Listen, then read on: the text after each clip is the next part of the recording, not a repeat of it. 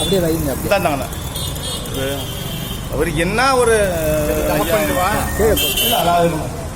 இப்பொழுது ஆம் ஆத்மி கட்சி எப்படி உருவாச்சு?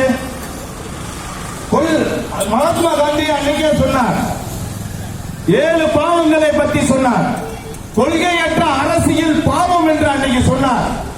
இந்த கொள்கையற்ற அரசியலை நடத்தி கொண்டிருக்கக்கூடிய நமது இந்திய நாட்டில் ஒரு பாவ செயலை ஏற்படுத்திக் கொண்டிருக்கக்கூடிய ஒரு சூழ்நிலை ஒரு முடிவுக்கு கொண்டு வருவதற்காக ஆம் ஆத்மி கட்சி இன்னைக்கு தொடர்பு சின்னத்தை எடுத்து வந்திருக்கின்றனர். நிறைய பேர் பாத்தீங்கன்னா தொடர்பு சின்னம் அரசியல் என்பது ஒரு சாக்கடை என்பது ஆம் ஆத்மி கட்சியினுடைய நிர்வாகிகளுக்கு தெரிந்துவிட்டது.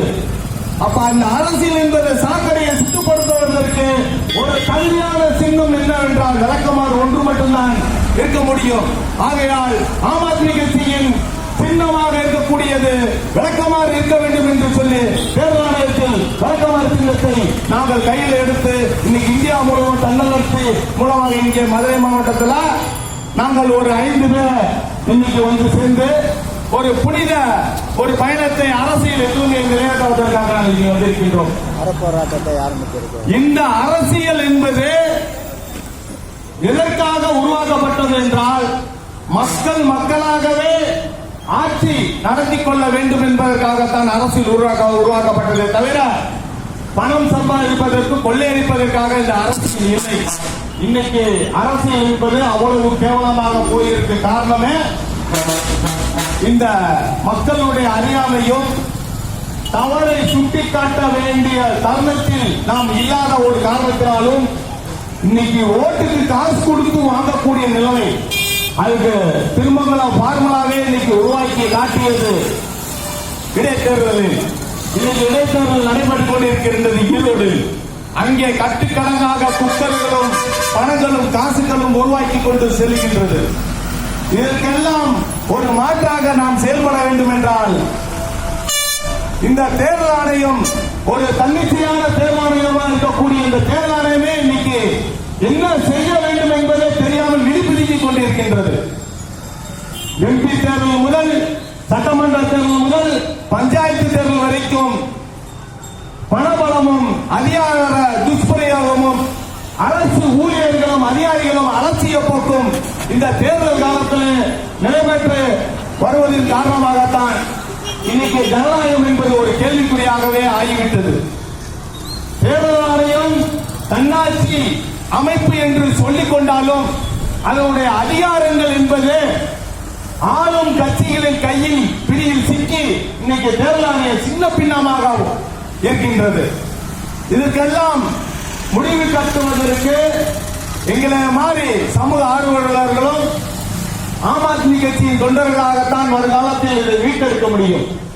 ஜனநாயகத்தை மலர வேண்டும் என்றால் நம்ம தலைவர் அரவிந்த் கெஜ்ரிவால் சொல்லிட்டாங்க, அரசியலே வேண்டாம், பொது வாழ்க்கையே வேண்டாம், வெளியே நடக்கக்கூடிய நல்லது கெட்டதெல்லாம் தெரிய வேண்டாம் என்று வீட்டுக்குள்ளே குழந்தைகளை கூட்டி வைத்துக் கொண்டோம். இளைஞர்களும் மக்களும் யார் ஆண்டா என்ன நம்மளுக்கு தேவையில்லை என்று நம்ம வேலையை பார்ப்போம் என்று ஒதுங்கிக் கொண்டு சென்றால் இந்த ஜனநாயகம் என்பது மலராது. ஏதாவது அரசியல் கட்சியில் நீங்கள் சேருங்கள், அரசியல் கட்சியில் சேர்ந்து பயணிங்கள். அப்படி பயணிக்கும் போது உங்களுக்கு ஏற்ற அரசியல் கட்சி எது என்பதை தேர்வு செய்து அதில் பயணித்து இந்த அரசியல் கட்சியோடு உங்கள் பயணமும் பொறுப்புகளும் வீட்டை ஒரு கண் பார்ப்பது போல் நாட்டையும் ஒரு கண் பார்ப்பதற்காக அரசியலில் களம் இறங்கி அரசியல் முன்வந்தால் இளைஞர்கள் மக்கள் முன்வந்தால் மட்டுமே தான் ஜனநாயகத்தை காக்கப்பட முடியுமே தவிர வீட்டில் இந்த அரசியல் வேண்டாம், பொது சேவை வேண்டாம் என்று ஒதுக்கி கொண்டு போனால் நாடு நாடாக இருக்காது, சுடுகாடாயிடும்.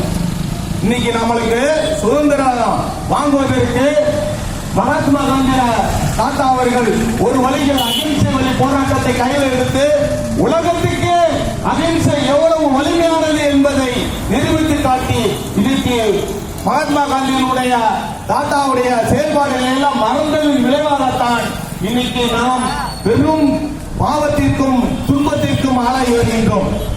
அவர் 7 பாவங்கள் கூறிக்கொண்டு சென்று விட்டார். சுதந்திரம் என்பது நாம் வாங்கிவிட்டோம் என்று நீங்கள் நினைக்காதீர்கள். ஒரு தன்னந்தனியாக ஒரு பெண் நகைகளை அணிந்து கொண்டு ராத்திரியில் தன் இருப்பிடத்திற்கு தனியாக சென்று எந்தவித பாதிப்பும் இல்லாமல் பயணம் செய்கிறார்களோ அன்னைக்கு தான் நாம் சுதந்திரம் பெற்றோம் என்று மகாத்மா காந்தி அன்னைக்கே சொன்னார். ஆனா இன்னைக்கு நல்லா தராட்டமா வாலிப வயசுல இருக்கக்கூடிய ஆட்கள் கூட நகையை அணிந்து கொண்டு சென்றா கூட இன்னைக்கு பட்ட பகல புடிக்கிட்டு போற அளவுக்கு இன்னைக்கு நாடு அவ்வளவு மோசமா போயிருச்சு. இதுக்கெல்லாம் காரணம் என்ன? அன்பும் சகிப்பு தன்மையும் தியாக உணர்வும் சேவை மனப்பான்மையும் இல்லாத ஒரு காரணத்தினாலதான் இன்னைக்கு நம்ம நாடு அவ்வளவு தூரம் போய்கிட்டு இருக்கு. லஞ்சம் ஊழல் பெருகிட்டே இருக்கு. லஞ்சம் வாங்க தெரியவில்லை என்றால் குறைக்க தெரியாதவன் என்று சொல்ல அளவுக்கு இன்னைக்கு அரசு ஊழியர்களையும் அரசியல்வாதியின் கையில் நிலவுகின்றது. இதுக்கெல்லாம் முற்றுப்புள்ளி வைக்கத்தான் ஆம் ஆத்மி கட்சி டெல்லியில் துவங்கி பஞ்சாபில் நடைபெற்று இன்று படிப்படியாக இந்தியா முழுவதும் ஆம் ஆத்மி கட்சி வந்து கொண்டே இருக்கின்றது. இதில் நாங்கள் தன்னலமற்ற சேவையாக நாங்கள் கட்சியில் ஆம் ஆத்மி கட்சி என்று செயல்பட்டு வருகின்றோம். ஆம் ஆத்மி கட்சி என்பது இந்திக்கார கட்சி அவங்க பேசிக்கிட்டாங்க.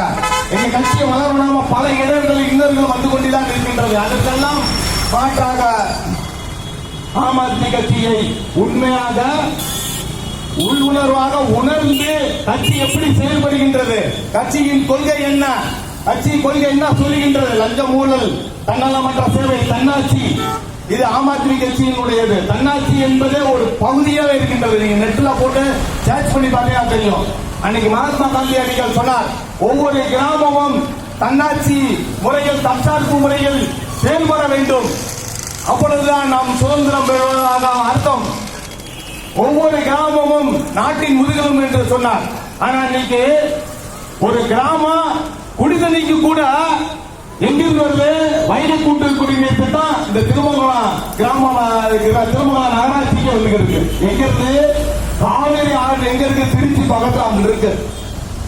அங்க இருந்து குடிக்க தண்ணிய திருமங்கலம் பகுதிக்கு குளம் கொண்டுட்டு வராங்க.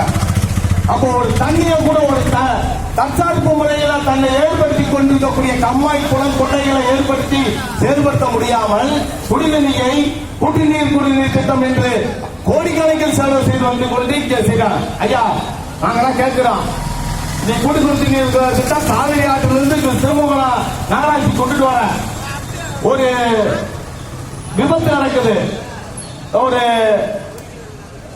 மின்சாரம் இல்லாம தடைப்பட்டு போகுது, இல்ல பூகம்பம் வந்து இயற்கை சீற்றத்தால் அழிஞ்சிருச்சு, ஒரு பகுதி அங்க அழியுது, தண்ணி வருமா? நம்மளுக்கு குடிக்க தண்ணி வருமா? இன்னைக்கு போட்டதெல்லாம் மூடி கம்மா தண்ணி எல்லாம் 500 அடி 6 அடிக்கு நிலத்தடி நீர் தேவை போயிருச்சு. விவசாயம் பண்றதுக்கு டேம கட்டி வச்சான் நம்ம முன்னோர்கள். கரிகாலம் சொல்லலாம், இன்னைக்கு டேம கட்டி வச்சு இன்னைக்கு 2000 ஆண்டுகளுக்கு பிறகும் இன்னைக்கு நான் தமிழனுடைய பெருமையை சிறப்பாக செய்து காட்டிக் கொண்டிருக்கின்றது. அதற்கு பிறகு காமராஜர் ஆட்சியில அணைகள் எல்லாம் கட்டப்பட்டது. இந்த அருகே டேராபுர அணை, கல்லுப்பட்டியிலிருந்து ஏழுமலை பகுதி பக்கத்துல டேராபுர அணையை கட்ட சொல்லி அது எத்தனை வருஷம் ஆச்சு பாங்க. எம்ஜிஆர் ஆண்டு முடிச்சிட்டாரு, ஜெயலலிதா ஆண்டு முடிச்சாங்க, கலைஞர் ஐயா ஆட்சி நடந்து முடிஞ்சிருச்சு, இப்ப ஸ்டாலின் ஐயாவும் வந்திருக்காங்க. ஆனா ஒவ்வொரு கிராமம் ஒரு பகுதியில ஒரு குடிநீருக்கும் கல்விக்கும் சுகாதாரத்துக்கும் ஒரு சின்ன பின்னாம இல்லாம செதறிக்கண்டு போய்கிட்டு இருக்கு. இந்த டேராபுர அணைய கட்டுறதே இல்ல. ஏன் கேட்டா அதுக்கு நாங்க கலெக்டர் ஆபீஸ்ல போய் நாங்க எவ்வளவு சொல்லி பார்த்தோம், ஐயா விவசாயம் பெருகணும், குடிநீர் ஆதாரம் வேணும், இந்த டேராபுர அணையை கட்டுதுன்னு சொல்லி கலெக்டர் ஆபீஸ்ல எத்தனை பேருக்கு கலெக்டர் மாறிக்கிட்டு இருக்காங்க, ஆட்சியாளர்கள் மாறிக்கிட்டாங்க. தமிழகத்துல ஆட்சிகள் மாறிக்கிறது, ஆனா காட்சிகள் எதுவுமே இல்லை, அப்படியே தான் இருக்கு. லஞ்ச ஊழல் பெருகிட்டு தான் இருக்குது. இதெல்லாம் கட்டுப்படுத்த வேண்டும் என்றால் ஆம் ஆத்மி கட்சியை தொடக்கம் சின்னத்தில் நாங்கள் கையில் எடுத்து வந்திருக்கின்றோம். நீங்களும் இந்த ஆம் ஆத்மி கட்சியின் தொடக்க சின்னத்தை கையில் எடுத்து வாருங்கள். ஆம் ஆத்மி கட்சி உருவான விதத்தை நீங்கள் நெட்ல செல்லுல நீங்க டச் பண்ணி பாருங்க, கூகுள்ல போய் சர்ச் பண்ணி பாருங்க, தெரியும் எப்படிப்பட்ட கட்சி, எப்படி தியாகம் பண்ணி வந்த கட்சின்னு. அந்த கட்சியில என்னங்க உண்மையான ஆம் ஆத்மி கட்சியில் எப்படி இருக்கின்றது பாருங்க. இன்னைக்கு நடக்கக்கூடிய அரசியல் என்பதை பாருங்க. ஓட்டு வாங்குவதற்காக அதை செய்யற இதை செய்யறேன்னு சொல்லிட்டு ஆட்சிக்கு வந்த பிறகு அந்த இதை செயல்பட செய்யறதில்ல. உதாரணத்துக்கு சட்டம் ஒண்ணு இருக்கு, சட்டத்தை காப்பதற்கு காவல்துறையும் ஒண்ணு இருக்கு. அந்த காவல்துறையை ஒழுங்குபடுத்தி கரெக்டாக குற்றம் செய்தவர்களை ஆனா அந்த நீதிமன்றங்களும் காவல்துறை மூலமாக செயல்படக்கூடிய செயல்பாடுகளும் சட்டத்துக்கு புறமாக எந்த ஒரு குடிமகனாக இருந்தாலும் தட்டி கேட்பதற்கு காவல்துறை நீதித்துறையும் இருக்கக்கூடிய இந்த காலகட்டத்தில் கண்காணிக்கக்கூடிய நேரத்தில் அதை எல்லாம் கண்டு காணாமல் செயல்பட்டு உண்மை தன்மைக்கு மாறாக செயல்படும் போது அது அழிவு பாதை நோக்கி செல்லும். உதாரணத்துக்கு இந்த கப்பலூர் டோல்கேட்டை சொல்லலாம். கப்பலூர் டோல்கேட்டை அடக்க சொல்லி நாங்கள் கத்தா கத்தி போராட்டம் பண்ணி இந்த திருமணம் கப்பலூர் கோட்டாக்கு மாத்த சொல்லி இங்க இருக்கிற மந்திரியா இருந்தவர் கூட அதை போய்